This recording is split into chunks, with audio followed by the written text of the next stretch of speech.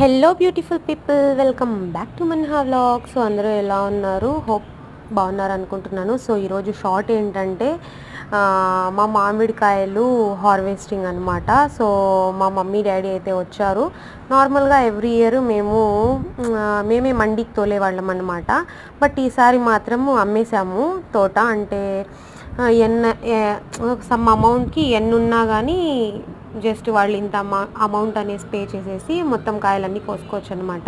So అలా only Lal Bahar కాయలు మాత్రమే అమ్మారంట. ఓకే, సో కాప్ అయితే మాషాల్లా చాలా బాగుంది. ఓకే, సో చాలా ఒక 6-7 మెంబర్స్ వరకు అయితే వచ్చారు. బండి,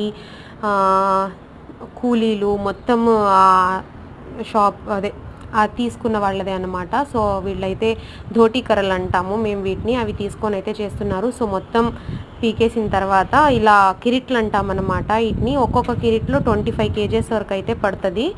ఓకే, సో ఇలాంటి కిరిట్లు అయితే చాలానే అయ్యాయి. So happy. సో ఇవన్నీ ఆ టెంపోకి అయితే ఎక్కిస్తున్నారు. ఓకే, సో చాలా హార్డ్ వర్క్ అనమాట పాపం.